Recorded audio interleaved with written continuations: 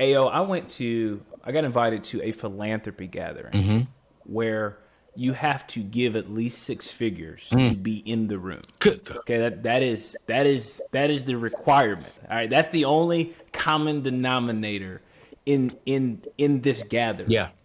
I knew it was a problem when I walked in and I was the best dressed. I started looking around. Hey, I said something ain't right. Yeah. They know something that I don't know. Yep. Okay, 'cause, I mean, we was barely in there, like we was in the back, but I was like, the shoe of choice in that room was New Balances, just some old crusty New. I'm like it wasn't. The value system was completely different. It was about giving. It was not about getting. So that single-handedly changed our business. Wow.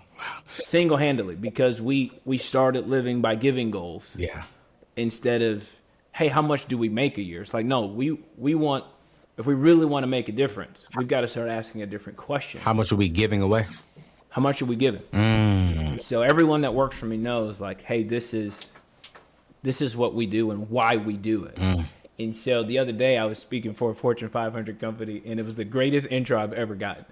This woman gets up and she says, ladies and gentlemen, we got a very special treat for you. His name is Ryan Leak. And I just got to tell you, he's expensive. Give it up for Ryan Leak. So I walk on the stage and go, hi, my name's Ryan, and I'm expensive. And let me tell you why. Wow. I'm expensive so we can give it all away.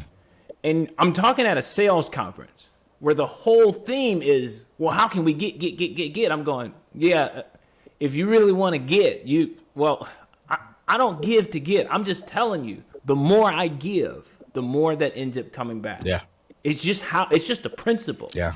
And so for me, man, I think that knowing that there's levels to not just getting, but there's levels to giving, man, that's where my family and I have been challenged the most to say, hey, we got to be in a position to be in different rooms than we've been in our whole life. You know, I want to talk about your book before we let you go, man, because you're already dropping some knowledge. One of the things you say in every chapter is that you ask loaded questions. And one of the very first questions you ask is, what's your definition of success? Yeah. And I think a lot of people do not understand what their definition, the true definition of success is. If you would have asked me when I first started out, it was get the money so I can get the honey. I'm just gonna be honest. The more money I had, the better looking honey I can get. The more money I had, the better looking car I can get. The more money that I had, the better. The more popular I became, then the more money I would have, and the more lady options I had. But as I have evolved, that definition of success changes. I'm curious for Ryan, what's your definition of success? Well, it has continued to evolve. Because sometimes you have a definition of success and then you achieve it and you kind of go, meh. Yep. I mean, you could say a definition of success is a particular car until you get it. Yeah. And then you've had it. Right. And then you have friends that also have it, and then it just becomes normal, and you don't really even feel successful anymore. And so one of the things I talk about in my book is I had to move my definition of success from a what to a who. Not what I wanted to accomplish or what I wanted to get, but who I wanted to become. I'll never forget sitting with a client who, the way we do executive coaching in my business is we always have people give us personal goals and professional goals. And one of them stated that one of their personal goals was to reconnect with their children. And I just thought,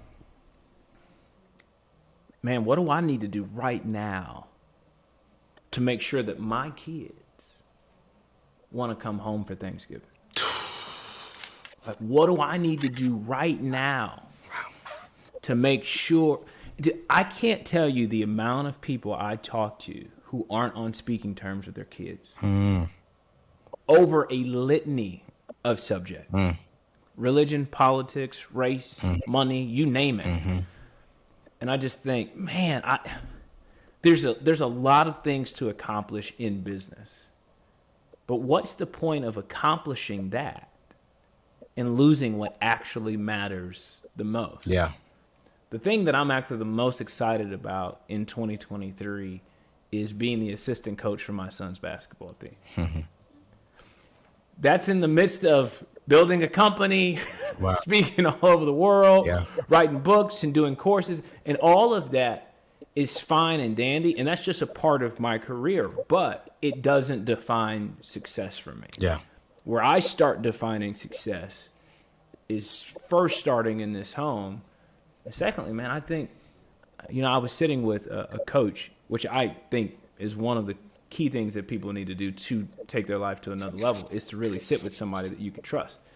And I'm sitting with this guy, and we were talking about my definition of success. And he said, I want you to write down all the important names of people that you think matter in terms of your success. And so I said my wife, I said my kids, I said my mom, I said my brother. And he goes, anybody else? And I was like, nah, that's all I can really think of right now. And then he wrote one more name, G-O-D. And for me, I just paused there and I just went, if that's not a part of our definition of success, I think we're missing it.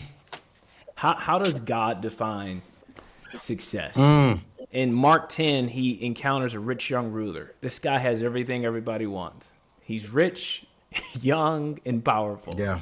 And yet Jesus isn't impressed. Wow. And so it was like, hey, man, I'd be really impressed if you could get a lot and make sure that all of that doesn't have you.